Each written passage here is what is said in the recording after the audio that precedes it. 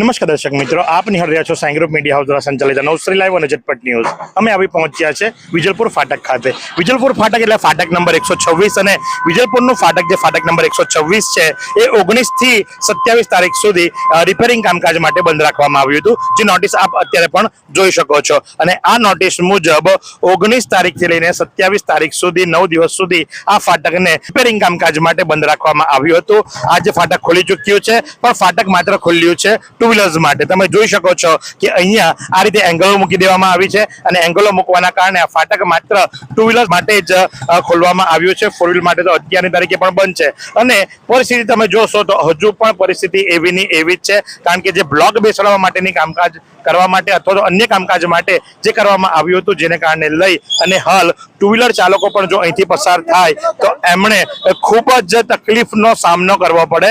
અને જે expert two wheeler ચાલકો હોય એ જ અહીંથી પસાર થઈ શકે, કારણ કે તમે આ ફાટક પાસે જે પાટાની ઊંચાઈ છે અને ટાયર ત્યાં જઈ અને જે સ્લીપ મારે છે અને ફેજ કોરિડોર પછીથી જે મેઇન પેસેન્જર ટ્રેનો જાય છે અને ત્યાં જે હાલત છે હાલ બ્લોક્સની, એ જોશો તો તમને ખ્યાલ આવી જશે કે અહીંથી પસાર થવું એટલે કે લોડાના ચણા ચાવવા સમાનની બાબત છે.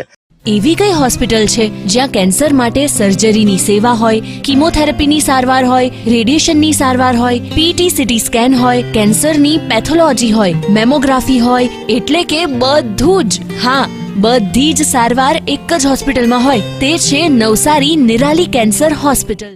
સામાન્ય જે વાહન ચાલક છે એ જો અહીંથી પસાર થાય તો 110% કદાચ એ સ્લીપ થાય અને પડે અને એના હાથ પગ પણ ભાંગે, કારણ કે એવી પરિસ્થિતિ અત્યારે આપ નિહાળી શકો છો. અને આ બાજુથી તમે જુઓ એટલે કે વિજલપુર બાજુથી તમે જો એરુ ચાર રસ્તા બાજુ જવા વિચારતા હો, વિજલપુર બાજુથી જો તમે વિચાર કરો છો કે આપણે જવું છે હીરા મેન્શન સાઈડ, તો તમને ખ્યાલ આવશે કે આ રીતે બ્લોક કરી દેવામાં આવ્યું છે અને જ્યાંથી માત્ર અને માત્ર ટુ વ્હીલ ચાલકો જ જઈ શકે છે.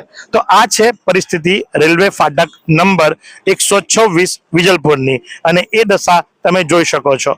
જો કે અત્યારે જ્યારે અમે આ અહેવાલ બનાવી રહ્યા છે ત્યારે એક મુરબ્બી અહીંથી પસાર થયા અને ફાટક ખુલ્યું હતું એટલે બૂમ મારતા મારતા ગયા કે આ તો જાડી ચામડીના થઈ ગયા છે, આ તો જાડી ચામડીના થઈ ગયા છે. કારણ કે હકીકત એવી જ છે. તમે જુઓ, અને હું કેમેરા પર્સનને વિનંતી કરીશ કે તમને નજીકના પણ દ્રશ્યો બતાવે, જેથી કરી તમને ખ્યાલ આવે કે જે બ્લોક છે અને ત્યાંથી પાટાની ઊંચાઈ અને ત્યાર પછીથી જે આગળના બ્લોકો જે તૂટી ગયા છે એ સરફેસ જે ખરી એ સરફેસ પર કોઈ પણ પડી શકે એવી સંપૂર્ણ સંભાવનાઓ વર્તાઈ રહી છે. અને માટે જ કરી એક જાગૃત નાગરિકે અમને કોલ કર્યો અને કહ્યું કે તમે જ્યારે આટલા બધા પ્રશ્નોને વાચા આપો છો તો આ પ્રશ્નને વાચા કેમ નથી આપતા. એક તો રેલવે ઓવરબ્રિજ બન્યો નથી.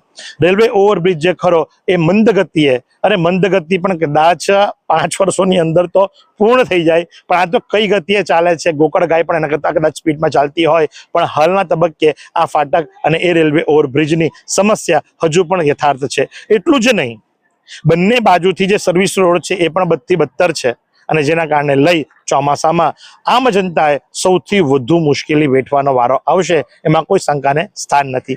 તો આ તમામ દ્રશ્યો આપ નિહાળો અને તમામ દ્રશ્યો નિહાળ્યા બાદ આપની કોમેન્ટ પણ કરો, કારણ કે જેથી કરી અને હવે જ્યારે મહાનગરપાલિકાની અંદર લોકો તમારા મત દ્વારા આવી અને પહોંચી ચૂક્યા છે, એવો પણ કંઈક તો વિચારે કે એમના આપેલા મતનો કેટલો ઉપયોગ હવે થશે.